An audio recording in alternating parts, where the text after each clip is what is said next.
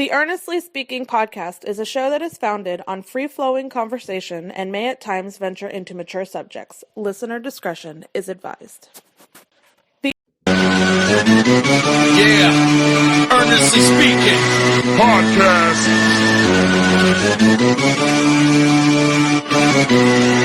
Let's get it. I'm a giant in New York, in Miami carry heat. So much more in store, my product can flood the street. Opinion Nation Godfather, CEO.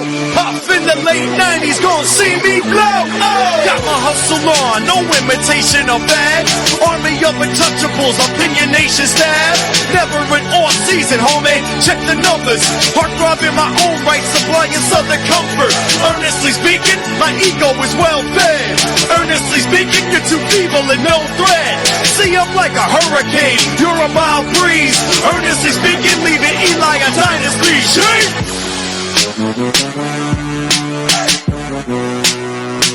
Earnestly Podcast coming to you December 5th, 2023. Wow, it's December already, man. I can't believe it. Look who's back, Sir Denny Blanco, a.k.a. the NBA Whisperer here in the house. He's a co-host of the Into the Game podcast with Randy J. Cruz, part of Cruise Control Podcast Network. Denny, what's up? What's up, brother? How you doing? Thank you once again, EJ, for inviting me on to the show. I appreciate it. Yes, once again, your dreams have now been fulfilled. You're rocking with the best. The NBA Whisperer, Denny Blanco. It's in the Game podcast is what I do with your boy, Randy J. Cruz. Shout out to the boy. And I'm here to excite you, bring you some energy, and answer some questions that not too many people will answer honestly. By the way, before we get started, I really love your morning mantras in the morning when you put on X/Twitter. You know, being thankful for a day, thankful for energy, family. That shit gets me going, man. I love that. I love seeing that positive. Listen, I appreciate that. The thought process is, before I get online and spew some hate, you gotta armor up, brother. You gotta armor up. You know what I mean? Before I go online and spew some hate or some slander, I have to thank the Lord Savior Jesus Christ for waking me up, for protecting my friends, protecting my family. So before I do anything, I thank the Lord for giving me air. And then after that, I thank him, I go on with my day. So that's how I do it. Then we attack the trolls. Say again? And then we attack the trolls after that. Yeah, listen, you know, whether it goes that way, it may not happen. I may have a great day where I agree with everyone. Right. But then there are days where we have some disagreements. Yeah. All right. So I got a couple things I want to talk about on the show today. First things first, though. You know, I feel like look, the story of the year right now in the West, I think is how good Minnesota, how good OKC's been out the start, so off the shoot. Like now 6 weeks of the year, and they are still 1-2 in the Western Conference right now, currently as this recording. But I still feel like right now there's a race for second place in the West. Like if you ask right now, who's best team in the Western Conference, despite the standings, I'm telling you, I'm still saying Denver, baby. It's still Denver for me. You know, then you have these teams. You know, obviously you assume Phoenix will be there at the end. There's an assumption the Lakers get together at some point. Then you got all these upstarts now in the Thunder and the T-Wolves and you know the Mavs a little bit of a moment for a little while there. But I feel like this is all a race for second in the West right now because I feel like there's no clear-cut number 2 team in the West. Even though, again, the standings say the Wolves and the Thunder are 1-2 in the West now. I still feel like it's still Denver 1 and then everybody else. Where are we on the West right now? Because I feel like my question here is this: like, you asked me, like, go to my head. I'm gonna say Phoenix because it's Phoenix, KDs, those boys. But then, do you think the Timberwolves and the Thunder can sustain this into February and March? So like that's where I'm at. I'm a little confused on that one right now. Where you on the West now? Because I believe that you agree with me on the Denver thing, right? Let me put you on the game. Okay, go ahead. NBA Whisperer, let me put you on the game. Let me put you on to the tea leaves that not too many people are seeing, okay? Okay. This is all cute. This Western Conference, 15-4 Timberwolves, 13-6 Thunder, Nuggets is 14-7, Suns is 12-8. It's all cute. That's the top 14. That's all cute. What I mean by cute is at the end of the season, the question is, what team is going to be able to beat the Nuggets 4 straight games? Not 4 straight games, but 4 games. 4 games out of 7, right? Out of 7. What team has the ability? And quite frankly, if I'm looking at strategy, the big joker in the middle. Minnesota has the bodies. Minnesota has the length. Minnesota has all the prerequisites in terms of physicality to deal with the Denver Nuggets. Other than that team, I don't think we have a team that can deal with the physicality of the Denver Nuggets. The Thunder, who's their center? Chet? No, he's going to be wrong. He's going to be thrown around by Joker. The Suns, who's their center? Nurkic, thrown around by Joker. The Kings, you got Sabonis? Forget about it. The Mavs, they don't have a center. The concept, and then you obviously get down to the Lakers. You already know what the Joker does to AD, baby. You already know. So I look at this run. Yeah, you're gonna have teams that realize, okay, we're young. We can win games in the regular season. Come playoff time, what does that mean? Exactly. Are you going to play differently come playoff time? In April, you could be 50 and 20. That's cute. All right. 50 and 20 get bounced the first round. Who cares? But for the folks on the podcast, watching on YouTube, here's the standings currently right now in the Western Conference. There you go. Yeah, 15-4, 13-6, 14-7, 12-8. Now, and then obviously you got the Kings coming back and the Mavericks and the Lakers. So concept is, these young upstarts, your Timberwolves and your Thunder, they can keep it up and the Kings, they're young. They don't know no better. Yeah, they're gonna play hard, and I like the Timberwolves mix. They're obviously finally giving Ant-Man the ball. Now, listen, Cat, move over. It's Ant-Man's team. Move over. Jingo. Move over. Move over, Cat. It's Ant-Man's team. We're gonna obviously get Rudy Gobert back there. He gets to deal with all the defensive strategies back there, and then Cat will hit some open threes. He doesn't post anymore. God bless him. God bless him. And the Timberwolves will be fine. But like I said, I think they have the prerequisites to physically go against the Nuggets. I don't know if they're going to win 4 games, but to answer your question once again, they can sustain. They can win 50, 60 games. But it means nothing to the playoffs, baby. It means nothing when you get to the playoffs. And only that, there's actually, there's a lot of thought out there that last year when they met in the first round that Minnesota did give Denver the most pushback of any of the 4 teams. And I'm not sure I agree with that per se, but they gave them a little bit of pushback in the postseason to some degree. I just see the again, you can put Gobert on Jokic straight up. Right. Straight up. Don't just leave him. He fouls out. And then if it's an issue, you could bring Cat over. Or you leave you leave Cat on you leave Gobert on Joker and then bring Cat for a double. Like, there's so many ways you can do it because they're long, they're athletic, they can get their hands in the passing lane. So if Joker wants to try to get somebody cutting, they can give him a bump, they can give him a hand in the passing lane to actually address those issues. So the first quarter of the season, there are some surprises, but once again, I don't take the first quarter of the season too seriously. I like to usually get to the second quarter to realize, this is what we're dealing with. So I feel like of these teams right here in the top right here, I'm looking at obviously the top 4, 5. I feel like the Thunder is the one that can sustain the most. Now, whether or not they could beat Denver, that's a whole different conversation. But I feel like the Thunder, what they do, and the youth can actually sustain this of the bunch on top. The Thunder have one of the greatest, greatest packages of youth talent. God bless you. One of the greatest talents of youth packages. Along with Timberwolves, along with the Sacramento Kings. You have young boys that will run. SGA.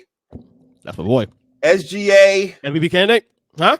SGA is an MVP candidate now. Can he sustain? We shall see. But the boy can do it all. The boy got a biggity bag. Wait, let me ask you a question quick, because I actually brought this up on the podcast a couple weeks ago, and I got kind of like pushback on this. Like, and of course, this also depends on what you have your rankings at with players coming to the year. I made a comment a couple weeks ago saying that SGA by next year, depending how he sustains this rest of the year, how the team does at the end of the year, playoffs, whatever, success, all that I was saying that based on like ESPN's list, they had number 8. I had number 11 on my list coming to the year, that it wouldn't be necessarily foolish to think this kid could be considered a top 5 player in the league by next year.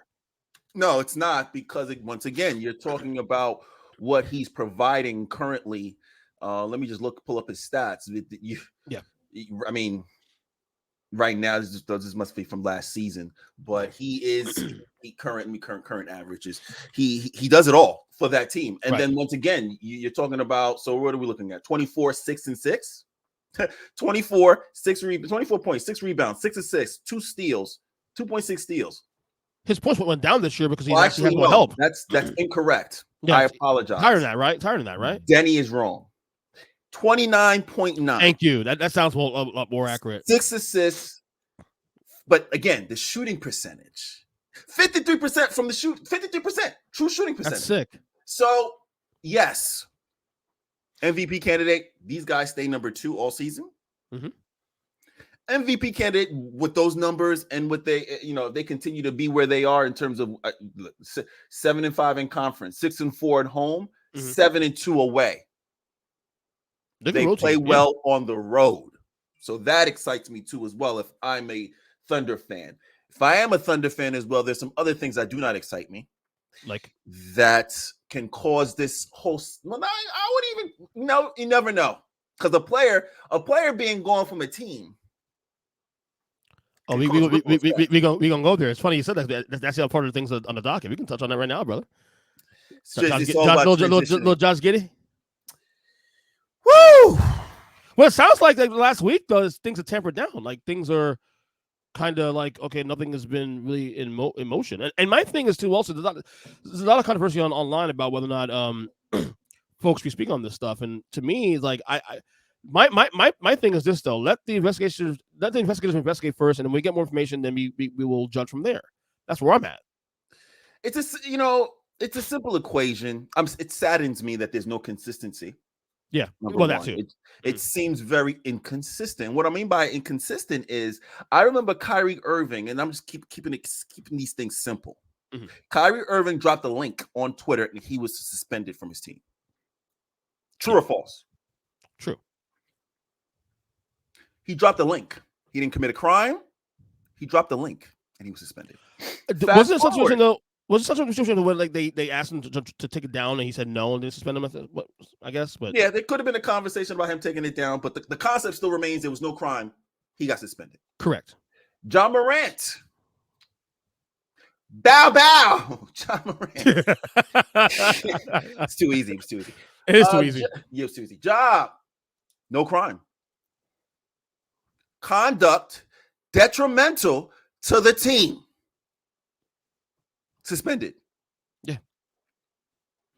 So when I look at Josh Giddey and I see these accusations being pointed his direction, I say to myself, OKC, why is he not suspended? Why is he not put on the suspension list? Why is he allowed to play? So I'm not even looking at the NBA yet. I'm looking at OKC specifically. Right. And then shout out to Andrew Bogut. If you don't know who Andrew Bogut is, he is an Australian, one of the Australians, NBA champion, played with the Golden State Warriors, Australian team. He had a good career in the, you would say fair career in the NBA. No one draft pick too, also, I think, in 2006. There you go. People would say he had a great career in the NBA, right? Andrew Bogut, Australian. He said, okay, so you knew about this for a year. What? I didn't know that part. When you leave me, EJ, NBA Whisperer, baby, Denny Blanco, baby. Hey, baby. I hear things, and I internalize them, because it's not like I am not pulling this out of nowhere, ladies and gentlemen, boys and girls. Andrew Bogut, quote, said OKC knew about this for a year. If OKC knew about these allegations for a year and still ain't sit him, we have a problem. It's inconsistent to where we see which is interesting, other black men who are not actually accused of a crime. He's being accused of a crime. Giddey. An actual crime too. He is being accused of a crime. So forget the fact that is an investigation that needs to happen. Sure. He's being accused. So if there's an accusation, sit him down, investigate like you sat Kyrie down, like you sat Mikal Bridges down, like you sat John Morant down. Sit him down. Investigation comes back. Oh, we don't know nothing happened. Bring it back. Okay, cool, no problem. Shout out to ESPN, you inconsistent media conglomerate too as well. I see how you rolled John Morant and Kyrie Irving for a week. Yeah. A week. Let's talk about Ja again. Let's talk about Kyrie again. Let's talk about Ja again. And it's all of a sudden with Josh Giddey, we don't have all the information. But you just spoke about Von Miller. Yeah. Very confusing. Let's see what happens. We have some time. I wouldn't be surprised if nothing happens because they can't find the accuser. Oh, really? Okay. You know, there was a guy named R. Kelly. He had a sex tape. And he never got convicted for that sex tape, by the way. He got off. But eventually caught him. They eventually caught him. But the first victim on that tape that he went to trial for, they couldn't find her. Same MO, same method of operandi. Get rid of the accuser, you have no story. So, God bless. I think OKC smarter than that. Whether there's payouts being made, I don't know. Unfortunately, I can't control that, but it saddens me that it looks like there's a bias against black men who do things that the media do not like or support. Certainly, there's an optics issue there too, and I love how you brought up Von Miller because that's the most recent situation now in the NFL where he got arrested for domestic violence against his girlfriend or pregnant girlfriend, whatever. And there's definitely that. I definitely see that. I definitely see a point there.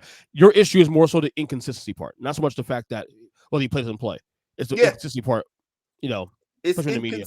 Exactly. It's inconsistent on how they report, and then it's a conversation about Stephen A. Shout out to Uncle Stephen A. Love you, but you could be wrong too. I don't give a F who you are. He's wrong about a lot of shit, especially with his stance in the college football playoff. That's the thing. You can be wrong. Just fall on your sword and say you're wrong. Yeah. Just fall on your sword. You fall on your sword when it comes to other little thingy things where it's women involved and it's like, I'll fall on my sword in that. But when it comes to men stuff, it's like, no, I'm gonna go hard. Right. I'm gonna stand on my mountain. I'm like, bro, you're wrong. Yeah. You're wrong. You can't report on Von Miller and not report on Giddey and then say, we don't. Then it's double talk. We don't have enough information. But then with Von Miller, you should never hit a woman. Well, how do you know if you have no information? Right. They spent 20 minutes going around a room talking about a story they had no information on with Von Miller. Right. But they can't bring themselves to talk about Josh Giddey. Right. Interesting. Right. Totally get what you're saying there. And I actually agree with you on that in the inconsistency part. Will we ever see the Phoenix Big Three together? Say again, will we ever see the Phoenix Big Three together? The answer is yes. Court? The answer is yes. How many games? Couldn't tell you. Because again, I thought James Harden, Kevin Durant, and Kyrie Irving were going to play a lot of games. Yeah. Injury, things. No. So as a Heat fan that coveted Bradley Beal initially, kind of thinking we dodged a bullet here or something. Listen, I'm still frustrated about what's going on with Ben Simmons, and people keep telling me that a back issue is a back issue. You have no idea. It's not something you can get. And then I'm just like, look, how many people have back issues like this? And they're like, look, Bradley Beal, look, it's MJ Porter. And I'm just like, okay, MJ Porter, after he's healed, he hasn't regressed. They said it took 3 years. Yeah, guess what? Michael Porter Jr. took 3 years to heal. He got drafted. They didn't play him. They shelved him for 3 years. Yeah. Is that not they shelved him because they wanted him to be completely healthy. If Ben Simmons has a back issue, shelf him for 3 years and make him come back and play. Then he'll be completely healthy because, quite frankly, they told me this year he was completely healthy. Neither here nor there. Bradley Beal, on the other hand, back injury. They're talking about several weeks. Granted, he's always hurt anyway. He's been always, even in Washington, he was always like Washington. I don't know if it was always back. It was knee, it was leg, something else, right? Yeah, it was never back. So when they say back, I'm like, okay. So the original question is, will KD Bradley and Book play a full season. No, I think Booker and KD will play way more games together than Bradley, based on the injury bug that I see. I think Booker and KD will play a lot more games together, which will be great, but it won't help with their chemistry. Mm-hmm. You need chemistry to actually try to win a championship. So, and the funny thing is like championship or bust for the Suns. Bust. It's bust. It's also why, but I will say it's also why I have currently right now. If I had, we're still in early December. We got a long way to go. Like you asked me my MVP MVP leaderboard. I got KD #1 because he's been, despite Phoenix in not having Booker's been out a couple of games too also himself, and then Beal has been there. KD has stayed the course, and the Suns after a slow start has caught on, and right now KD is my MVP favorite because of that. Shout out to KD. He called me a genius. True story. I heard about that. Yeah, he called me a genius. It's a true story. I'm not going to rehash. I just know. Go to my Twitter page. He did call me a genius. Yeah, this is true. Yes. The concept with KD is he ran away from the Nets because of the inconsistency of the players being able to play. Now he's in Phoenix with inconsistency with the players not being able to play. Right? Make it make sense, right? Very interesting, KD. Yeah. You know, it's like me personally, I was like, yo, the Nets. I was like, yeah, you know, you're gonna have to carry the team, average 40 something, put them on your back. You're gonna do the exact same thing with Phoenix Suns. You're gonna have to average 40, put them on your back because Book's not gonna be there all day, and neither is Beal. So if that's better for you, I mean, you know, Phoenix is a lot better weather than New York, baby. I dig it. That's true. And hey, for like you ain't beating Denver. They can't be there with this Book and KD, right? No, that ain't happening, right? But even that, like I said, full strength. They're not beating Denver in 4 games, full strength. So yeah, like yeah. That's just the way it is. Yeah. Charles Barkley put his name on it last night on Inside the NBA. He said the Celtics will win it all. He's pissed and proven the Celtics win it all. When that trade happened with Dame, mm-hmm. I kept screaming from the heavens. If Bucks added Dame with Holiday still there, I said yes. Milwaukee. I said I got Milwaukee going to the finals. Mm-hmm. Yes, multiple years. I said if you get rid of Holiday, it's going to be a concern because I want to know where he lands. If he goes to Miami, y'all in trouble. Fam, you came on this show and said this, bro. You came on this show and said before the trading happened. I said if Holiday goes to Miami or Boston, the Bucks are in trouble because Holiday's going to have a chip on his shoulder the size of a golden nugget. Mm-hmm. He's going to have a chip, and he has one. And yes, I don't see, shout out to Uncle Chuck, I don't see in the East a team beating them 4 games. Even with, shout out to Boston, even with the bad shot selection at times between Tatum and Brown, even with the bad shot selection, no. I look at that roster and I say, yeah, I would love, please, Jesus, praise Jesus, Black Jesus, please. I would love a series between the Bucks and the Celtics. Ooh. A part of me feels like Milwaukee's holding back a little bit, holding the cards back a little bit. Because look, Milwaukee's been good this year, but it's clear that Boston's been a better team. But again, I feel like maybe it's the coaching situation with Griffin, first-year coach there, and there's been a little bit of, not tension, but a little bit of weird optics there with him and Giannis and all that. You know, that's Giannis's boy, that kind of thing. But I do think, though, if you ask me in a nutshell, who's the better team right now, this option now, I'm still taking Milwaukee. I'm still taking Boston because Boston's just, number one, they're more talented. I think Drew, we both said this on the podcast. We both said this back in October, last time we were on the show. Drew actually cancels out Damian. Tatum and Brown got a phone call. It was like, yo, we're getting Drew Holiday. It's like, praise Jesus. Praise him. You mean to tell me we ain't got to guard Dame? You mean to tell me we ain't got to guard Middleton or Maxey or Brunson? You mean to tell me that's going to be all Drew and all we got to do is score? Oh, by the way, and you got KP also too. Now, obviously, he's got to be healthy though. You got to be healthy. Okay, yeah, I don't even. Yeah, I'm not even adding KP. He's just an added source. I'm not even adding him. Right? Full strength. They're legit. Full strength. Yeah. Come to Denver now. Finals. Denver. 7-game series, my friend. 7-game series, man. I got Denver wrestling that out. I will say though with Boston, like they have those moments though, like last night against Indiana, where like you get those like moments where like they just kind of got the gas a little bit and just kind of like get lost. As you said, something bad shot. Yeah, bad shots. Again. And then they shout out to Uncle Gilbert Arenas. Mm-hmm. You know what I mean? Like, oh, I love that podcast. Yeah, shout out to Uncle Gil, and he keeps. He was like, "Yo, let's be real. Like, Tatum and Brown, they're kind of typical when it comes to their moves. So it's like, yo, Brown and the Tatum, step side, step back. It's like, it's not a driver. The last couple, 4 or 5 possessions against Indiana last night, he hit 2, but he missed 2. He got 4 isolations. 2 of them he hit, and the other 2 he missed. Right. Okay. But come playoff time, which is exactly what that environment felt last night. Felt like a playoff environment. It was playoffs for the in-season tournament, but whatever. Felt like it was a playoff game. And Indiana was aggressive, and Boston looked like, okay, it looked like obviously it's a different team without KP. KP was out. So it's a different team. You put KP in there, like I said, KP adds a beautiful wrinkle to them because now the host in pain is open because KP's not going to be there.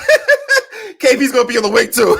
KP's on the wing too. So he's just like, yeah, I'm going to take my big men out. So when you play like a Philly in a series, and B's going to be out the paint, and B's going to have to be worried about KP. Yeah. So now you have Tatum and Brown and all these other guys being able to drive to the lane easily because you have KP out there. So it's going to be interesting shot selection, but I believe with that Holiday pickup and him being angry at Milwaukee, I brought y'all a ring. Yeah. Before I got here, y'all didn't have a ring. I love talking for players that have chips on the shoulders. It's the best. It's the best because they don't say these things, but I can say it for them. Hey, let me be a Holiday representative for you real quick, Drew. Let me be a representative. Y'all tripping over the Ball brothers. We were the original brothers. Yeah. Don't get it twisted. I got 2 others that are doing very well in the NBA. Mm-hmm. Okay, so before the Ball brothers, they were the Holiday brothers, and they are talented. Number 1, number 2, Milwaukee. Before I got here, you didn't win a chip. I got here, you won a chip. And how do you thank me? You trade me for Dame dollars? Don't even warn me either. Cool. It's business. Cool. I can't wait to see y'all. I can't wait. I can't wait like it yesterday. Give me Milwaukee now. That's what Drew's thinking right now. So they played twice this year, right? And Boston won both games, right? If I'm not mistaken. I think they played. Yeah, they played two times, I believe. And Boston won both games, I think. Right? Say again. Boston won both games, didn't they? I think they already played already. I think. Well, they split one, maybe split one, but yeah. Either they split or one. Either way, I know Boston won a game, definitely. I know that. The concept is very simple. When you have a solid team already, which Boston had prior to Holiday, and then you add a guy who wants for nothing. I don't want plays run for me.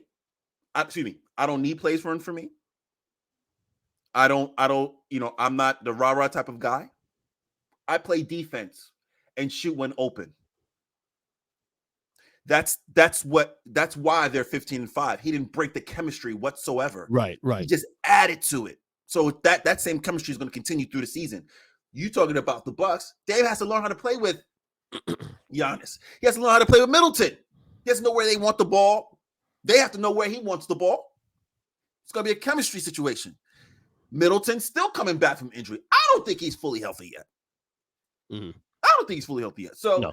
It's going to be a situation where, like I said, the second quarter of the season, we're going to see how the legs are going to start. Everybody's going to start getting into a little bit of shape. The legs are going to start to get a little stronger, and we're going to see where these teams are in the next 25 games. I don't see the top 4 or 5 moving anywhere, to be honest with you. Right. Even the top 6. I think they're going to all be solidified. In East, Celtics, Magic, Bucks, Sixers, Knicks, Pacers. They're solidified. Now, I don't know if the Pacers have enough to leapfrog the Knicks and the Sixers, but they look very exciting. Well, I'm glad you mentioned one of those teams there in the East, the Magic, and we'll get there in a second. But before we get to the Magic, I want to play a clip from of you from your podcast with Randy a couple weeks ago. Talk about the man Paolo Panchero. This clip was still had me rolling when you said it, because I don't. It's not. No more. I agree with what you said, but also the fact that the way you said it was incredible. Let me play for you quick for the listeners here. It might be a second coming of Melo. Talent-wise, look at the package. 6'8", handle the rock, can post, can shoot threes, can shoot spot-up threes, can bring it up the court, can rebound, can defend. Excuse me, Orlando baby. I didn't even get to Banchero. Hello, Banchero. 6'8". That was great, bro. Orlando, shout out to the Orlando Magic, man. They've been, slowly building talent like OKC. Slowly building talent. Obviously Cole Anthony's been there for a little bit. They had him. Then you got the Wagner brothers. Them boys can play. Love them boys. They just I like you from the European players. They just put their head down and they go hard every possession. Absolutely. Then you have Banchero, you got Suggs, you have Young. Wait, who's it? Who? Suggs, Jeremy Suggs? No. You said Banchero. Is it Banchero?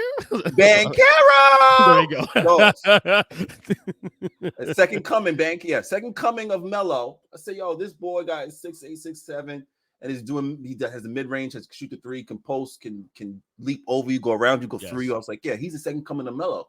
So you add that, and not even Markelle Fultz is available yet, from what I know. So they have players that can run up and down, that are long, that are athletic, and it looks like they're starting to learn how to win games. So you put all that together, and like I said, just like the Minnesota Timberwolves, they're looking to take another leap. They're looking to consistently win some games going forward. So you mentioned a couple minutes ago how like the 6 we have right now currently in the standings. I'm gonna bring up in a second. The 6 in the standings currently. You believe that will stick in the East? Celtics, Magic, Bucks, Sixers, Knicks, Pacers. I don't see them losing momentum. And then I don't see the bottom feeders. I don't see the bottom feeders coming up. We obviously know what the Pistons and Wizards are doing. The Bulls need to make a trade immediately. Oh, they both need to hold that damn thing up long time ago, dude. Yeah. I mean, last year they should have blew that up. So obviously, I know what the Wizards and Pistons are going to be, but the Bulls need to make a trade. Obviously, shout out to Melo. Ball, he's hurt. He's going to be out a couple weeks. Raptors are the Raptors. The Hawks, shout out to Trey. He dropped 45, but I don't think that's going to be. I don't think they have enough. Real quick, we talk about the the Raptors and the Bulls and being teams that are sellers by the deadline. The Hawks right now, this 9-10 start is telling me that they got to be thinking about not saying that they're going to trade Trae Young, but again, we heard those rumors back in April at the end of the year last year that they got the green light to trade the guy. And I'm telling you, I'm not saying he's not good. I'm just saying that if Atlanta wants to hold the damn thing up, you have there's a guy here, Trae Young, and there's Jonathan Murray. You can move. They already moved John Collins last year. It's another team I look at as a team that can be selling players by the deadline if they don't improve. And I don't even know where Trae would go where it makes sense, because Trae has to go where he doesn't have to play defense. Oh, good luck with that. You see what I'm saying? I think I think they're tired of him not unable to at least attempt to play defense. And when you outscore the other guard, it evens out. But when you don't, that's a problem. So I mean, then you got the Cavaliers. I mean, looks like they're getting their stuff together, and they feel disappointing. Am I wrong for saying that? They feel disappointing right now? They do feel disappointing. I don't know if Mitchell and them felt away last year, getting bounced, and now this year it's just they're in the mud. I don't know. The Heat. By the way, Mitchell, real quick, back on the cast. Mitchell, next year, contract year. So another guy looking at that could be on the move in next year or so. Because I don't think quite as Kevin. I've been hearing rumors about him not wanting to stay in Cleveland. Well, like I said, if the words were true, he wanted to be in New York from Utah. If the words were true from that trade, but they ended up sending him to the Cavaliers. So I heard New York was on his list. I heard Miami was on his list also too. Yeah. So another year, you never know. But yeah, no. And then obviously the Heat, I like what they're doing with their young. They got a young. Jaime Jaquez, baby. I love him. That's my boy. UCLA. Love him. My boy Greg Rainier came on the podcast last week and he said this. He had the best way to describe him. He go, Jaquez is just a basketball player. Like he's just a guy. He's not the most athletic guy in the world. He doesn't fly out the gym. He's just a guy that puts his head down, does the right things. He's intangibles guy. He can hit the big shot when he needs to. He hustles. It's a maturity. His body's ready filled out for a rookie. He's NBA ready. Number one. Yes. Number two. He reminds me of Sagoon from Houston. Ooh, he's and good what too, I mean by that is, I'm watching Sagoon play, and I'm just like, the first time it really stood out for me was when he put AD in his pocket, and Houston was playing, I think, Lakers the first time. Right. He put AD in his pocket, and LeBron had to guard him. Oh. I said, wait a minute. And then I said, I can't wait to see the next game, see if he does this again. Next game. 21-10. I said, your boy shoots threes. Sagoon shoots threes, post, floater, mid-range. He's a center, right? He's a center. Center, pick and pop. But again, knows the game of basketball, just like your boy. He just knows the game of basketball and is not afraid to do fundamentally sound. Fundamentally sound. Jab steps, pump fakes, everything like your boy in Miami. Fundamentally sound. So he's obviously Miami got. Shout out to Miami's a drafting class. Not drafting class. The recruiters. Scouting, yeah. Scouting the recruiters. Miami just knows how best in the NBA. Just best in the NBA. Just used to go to quiet as kept San Antonio. Right. You know what I mean? That used to be a farm over there. You just be like, oh yeah, Manny Ginobili, he'd be a Hall of Famer. But he's 30. Who is he? He'll be a Hall of Famer. Hall of Famer. Like Tony Parker, Hall of Famer. Like Hall of Famer. Like we're drafting these guys. They're not number one, number two. They're not even the top 10. But you find a way to know where the talent is. Shout out to Miami. They just find a way to know where the talent is, draft it, and then mold it. And then say, we want to keep you. Oh, we don't want to get you out of here, get you some money. Shout out to Max Strus. He got paid. He only gets paid by playing in Miami. Here's my question for you, though. Because you mentioned again a couple minutes ago that the 6 is solidified. You don't see Miami cracking that 6 for the year's over? Say that one more time. You don't see Miami cracking that top 6 for the year's over? Miami? And if so, not the way Embiid play, not the way Embiid's playing. I believe in the top, the teams in front of them, Pacers, Knicks, and Sixers. I believe in their teams and how they're playing right now. I don't believe the Heat have enough right now to make them. Shout out to Bam playing tremendous ball. But I think they need more. Kyle Lowry starting. They need a better, they need more of a younger point guard, if you will. I agree with 100%. So you talking about the point. Think about that. My wife can't stand Kyle Lowry. My wife cannot stand Kyle Lowry. Think about that, though. Kyle Lowry starting for the Heat as a point guard, right? Pacers have Tyrese Halliburton. Yeah. Goodbye. The Knicks have Jalen Brunson. Goodbye. The Sixers have Tyrese Maxey. Goodbye. The Bucks have Dame. Like I said, goodbye. I'm saying we can keep going all the way down, so it's not. Right. So when I see the 4, 5, and 6, I'm like, all right, no, they have a solid. And that's not including the Cavs. The Cavs having Darius Garland. Nets have Trae Young. I mean, goodbye. Yeah, that's why I'm just like the Heat. I'm like, again, things can happen.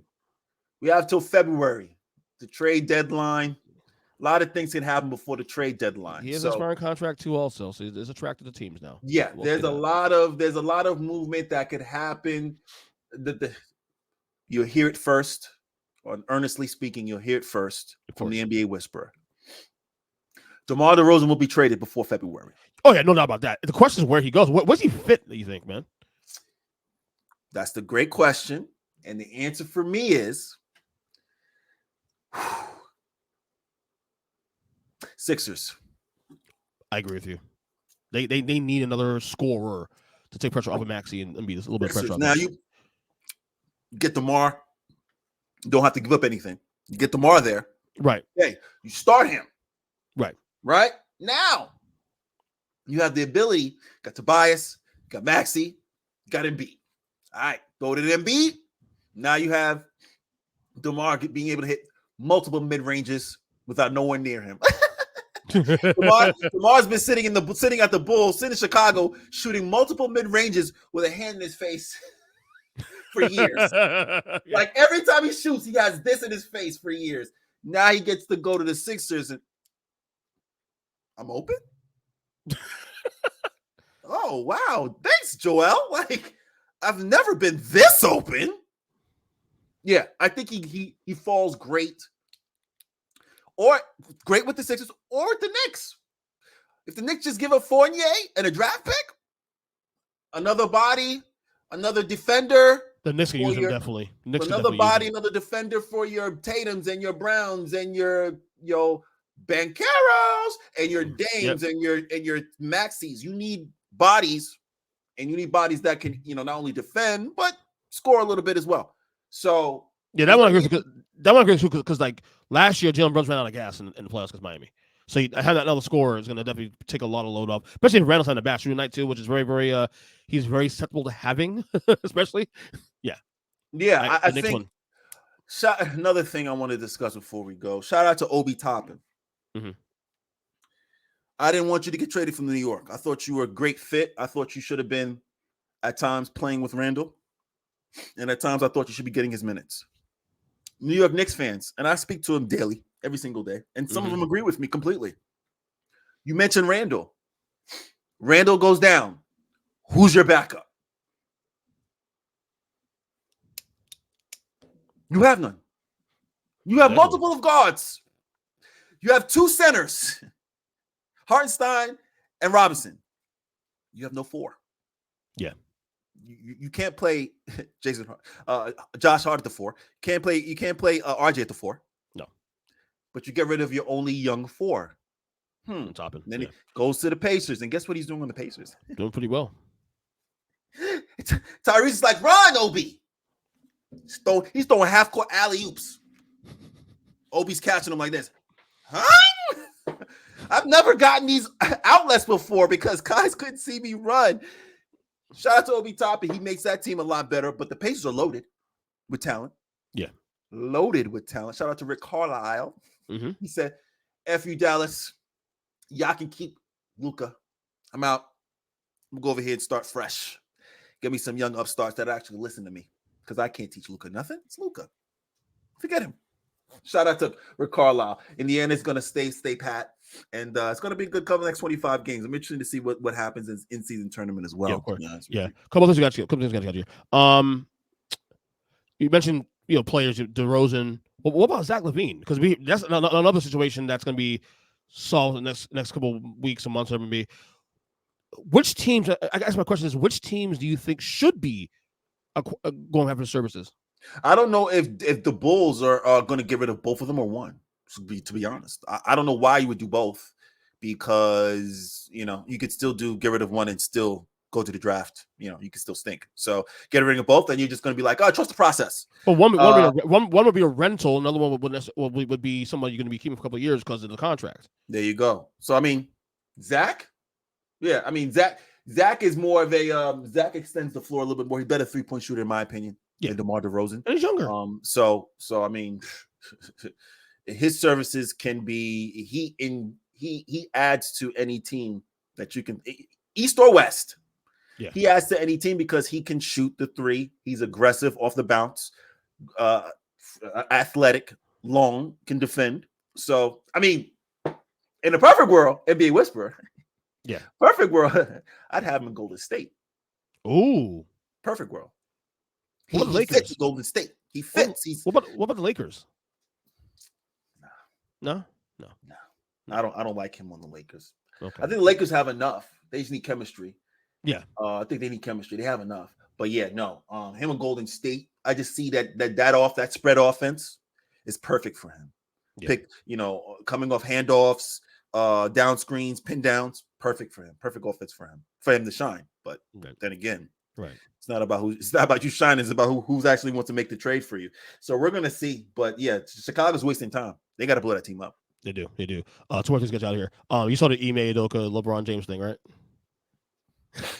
I'll play y'all. I'll play y'all the video. Folks didn't know what's going on. Here's the video from a couple nights ago. With LeBron James and Rockets head coach Ime Udoka get into it.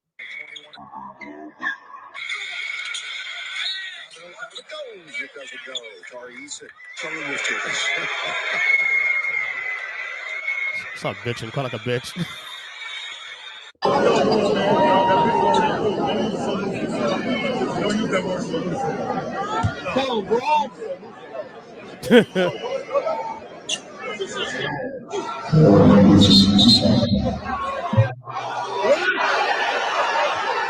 Stop bitching.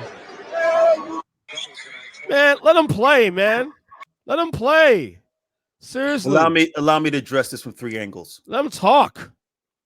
Allow me to address this from 3 angles. Angle number one, Ime Udoka. Bron, you bitching. Every possession, you bitching. Shut up. He ain't lying, though. I love LeBron, but LeBron whines a lot. Exactly. So if the head coach is like, yo, stop bitching and play. I'm from the old school. Yeah. I have played you. You gave me work. So what? But I'm a coach now. Stop bitching. That's from Ime's side. LeBron's side. LeBron said, we're grown adults. You don't have to use the word bitch. Because I'm a grown adult, I'm using the word bitch. So because we're both men, you're telling me I, as a man, Ime, shouldn't call you a bitch because you're bitching? Stop bitching. Looked at him again and told him again, stop bitching. I'm sorry, I'm Team Ime on this one, brother. Ime. Now let's talk about the NBA. I am very shocked. I didn't know that was a tech offense. If that's a tech offense, these folks aren't having conversation on the floor, because I imagine way worse conversations than that little soft shit. Thank you. Babe, that's baby poo. That's baby poo. That's nothing. A coach told him to stop bitching. He told him to stop calling him a bitch. And then the ref said, like, I assume that was Ime's second. Yeah, he had a tech early in the game. That's why I got thrown out. Yeah, so this shouldn't have been a tech in the first place. Let him talk. So you giving him a tech for having a conversation with a player? Why? Soft as baby shit. Literally, the tech from the NBA should be rescinded. I don't know what the hell that is, and obviously neither of them addressed it. The funniest part of the whole video is watching Dylan Brooks while people go there and back down LeBron to LeBron to slow down, don't get involved. That shit threw me off. But then that's what I'm saying. Like, you're coming to me as Ime, like you're going to put hands on me. Yeah, like you're going to stop me from saying. And that's what he says. Like you're gonna do something. Right? He's like, yo, bro, I'm just gonna call you a bitch. It's okay. You're not gonna do anything to me. So you're a bitch. That's it. I love the exchange because quiet is kept. NBA Whisper, that was light. Yes. Go on YouTube. You got people saying, I will kill your family. Yeah. Kevin Garnett. Exactly. Kevin Garnett, whether this is true or not, Kevin Garnett playing for Boston in Madison Square Garden against the New York Knicks. Carmelo Anthony. They still haven't. Carmelo said he said something that he did not like. Okay. And he won't get into specifics of what he said. But neither will Kevin Garnett. But let me tell you, Melo said, no. Right after the game. Melo got his text. Right after the game, Melo said he's not leaving Madison Square Garden until we have a conversation. Yeah, I remember that. What words were possibly shared where you can't let another man leave until you see him face to face? Dude, the worst Garnett one is the one he calls Villanueva a cancer patient. Remember that one? Wait, Kevin Garnett called who? Carlos Villanueva. There you go. Yeah, cancer patient. He's bald. Kevin Garnett would say he's one of the many, some of the wildest things. And everybody would agree that was on the court. Was like, yo, Kevin was wilding. But he didn't get texts. Different time. Yep. Different time. Yep. But we're in a game where everything counts. Mental mental aggression counts. Mm-hmm. And if you can mentally throw somebody off their game without physically touching them, you do it. That's part of the game. You think Curry doing this is not mental? It's all mental. It's all mental. I'm putting you to sleep, baby. It's time to go to sleep. It's all mental. It's all mental. It's all part of the game. So if these refs want to Chris Paul it, if you will. Yeah. Scott Foster, shout out to you. Have a bias. And we as the fans know you have a bias. We won't watch. It's a waste of time. We know what's going to happen. Oh, they're going to call it BS. Mind you, I love Houston, LA. They don't like each other. And I like that. It's great. Sacramento, Golden State, they don't like each other. By the way, best rivalry right now in basketball, Kings and Warriors. Say again? Best rivalry in basketball right now, Kings and Warriors, best rivalry? Best rivalry in basketball. They do not like each other. I love it. And in the same city too, pretty much. The same. It adds no different than if it was the Clippers or Lakers, but it's not right. there. Right. Yes, they're in the same state. They do not, obviously, they got bounced by them, and they felt, I did too, that if my boy, the point guard, if my boy from Sacramento, De'Aaron Fox was healthy, they win that series. Yeah, he got hurt in game 5, I think it was, right? I think it was, yeah. Finger. I think it was a finger. Yeah, something like that, yeah. He doesn't break. He broke his finger. If he doesn't hurt his hand, I think they win that series, and they know that too. Yeah. So the rivalry is 10 times. Don't even throw in. Don't even throw this Sabonis stomp. Don't even throw in the Sabonis stomp with Draymond. Don't even shout out to Draymond before we get out of here. Shout out to Draymond. You special, my guy. There's no other way to describe you. There's never been a player like you in the NBA. That's a good thing. There's never been a player like you in the NBA. You play on a team, they love you. You playing against the team, they hate you. So shout out to Draymond. Hopefully you don't get suspended, but chances are you will. Mm-hmm. You're going to grab somebody. You're going to push somebody. I mean, even what you did to Ant-Man. Hey, what Ant-Man do to you? You said there's a clip they made, but before he got suspended, the Golden State's playing Minnesota. Mm-hmm. Ant-Man's giving them work. Wiggins has no answer. Curry has no answer. Clay has no answer. Gary Payton too has no answer. Ant-Man's giving them work. Here comes Draymond. Hard foul. You hear the slap. You hear the slap through the TV. It goes, what's up, man? Why? And Draymond said, shut your ass up. He said, what? He said, shut your ass up. Stop crying. He said, stop crying. He said, then Draymond said, what you going to do? And said, what? He said, what you going to do? And went to the free throw. Draymond said, what you going to do? And man went to free throw. He said, word? All right. Last 4 or 5 possessions, Ant-Man shut the door on the Golden State Warriors, sent them home. Bye. Then what he did was just end the game. So Draymond has a way of either taking from you or adding to you. So we'll see what Draymond does for his Golden State Warriors team. But the season's 25 games in. We've seen some surprises. We've seen some not surprises. Obviously, the trades coming down the pipe will change everything. But yeah, the stories are the stories. Will 50-year-old LeBron make it back to the final? Still bitching. Will 50-year-old LeBron still bitching make it back to the final? Are the Pacers a legit team? Will the Celtics win with Holiday? Does Denver have enough to get back? There's so many stories. Do the Knicks take another step forward? Do they get out the third round? The West Side, obviously, you mentioned Phoenix. Jesus Christ, do they even get a healthy team together? Yeah. The Mavericks are sitting there. Do the Mavericks take another leap with Kyrie and Luka? Who knows? I doubt it. And then will with the Pelicans, please, Jesus. Will Zion ever take his weight seriously? I doubt it. Shout out to James Harden. Westbrook should have never been benched. James Harden should have been, in my opinion. But we'll see what happens with the Clippers. I don't see them actually doing any better. And the Warriors just got full strength. So they're 11th now. Let's see in the next 25 games if they can go on a run. That's the team I'm looking at right now, the Warriors, if they can turn things around, because it feels like the dynasty's over. It feels like right now. That's a lot of talk. It's a lot of talk. It's a lot of talk early when they're not fully together. Right. So it's early. Yeah, for me, I'm like, let's see what the next 25 games give us before you start writing them off. Absolutely. Yeah, and then obviously shout out to Shout out to John Morant. He's going to come back. Next 2 weeks, I think. 2-3 weeks. Yeah, he's going to come back, and that's going to be a whole different Memphis team. And then your boy, rookie of the year, lean on Chet. Wait, is it him or Wemby? Rookie of the year. Chet. Out of here. Is Chet?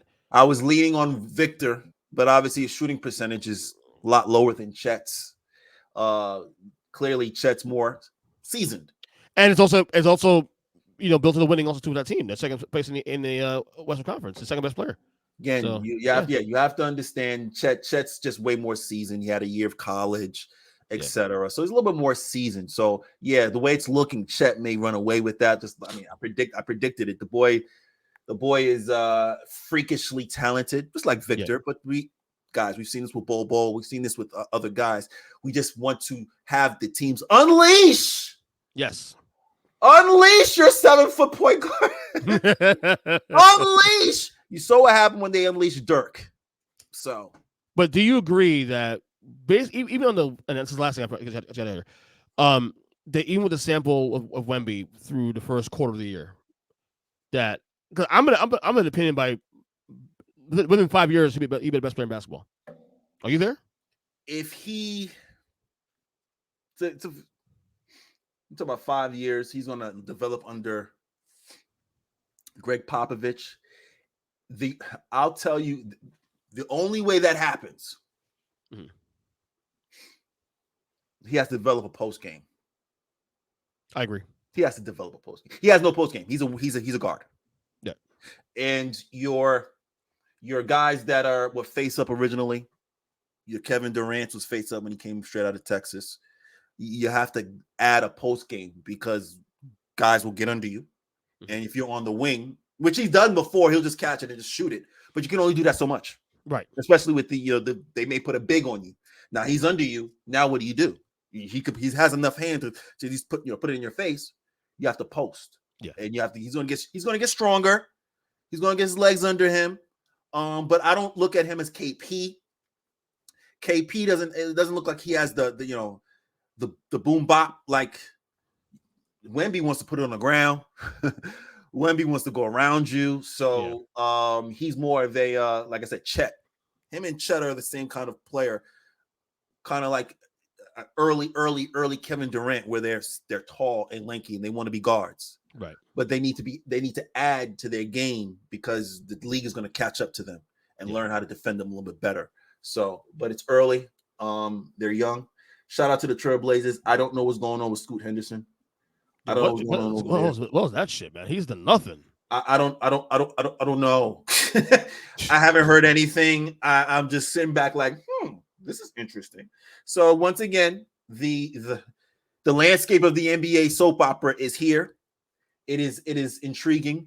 It is exciting, and I can't wait till the second quarter of the season starts. Yes, me too. Follow my man Denny Blanco on Twitter at X rather at Sir Denny Blanco. Anything you want to plug? You got to plug the breakdown. You got to plug obviously the shows you already. Sir Denny Blanco. Thank you so much once again for inviting me. Sir Denny Blanco on the X, Twitter, on the X, on IG, and on TikTok. Sir Denny Blanco, NBA Whisperer.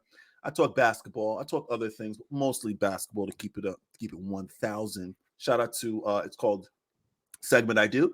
The breakdown. I just break down usually basketball clips, also some clips that I see online. I've been trying to download. Unfortunately, I don't know what's going on with these clips. I'm trying to download these clips, and now they're not letting me. So I got to find a way around it for my phone. I got to find a way around the workaround around that to keep giving you guys the breakdown. And of course, It's in the Game podcast with my boy, my brother from another mother, Randy J. Cruz. We do the show 2 times a week. Shout out to him.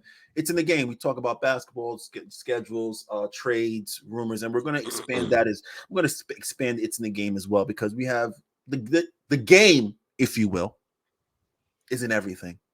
Yeah. There's a game in life. There's a game, football game. There's a game. There's a real estate game. Right. There's a business game. So we're going to start bringing some folks on that have the knowledge to share with us in terms of questions and concerns, in terms of the games that they're in and how they're succeeding and how they're playing, if they're cheating, if they're not cheating, how they're working around. So, EJ, I thank you so much for inviting me. Until next time, I'm going to be back and I'm going to have the same energy, absolutely, same information, and you're going to learn something. Because it's all about education, baby.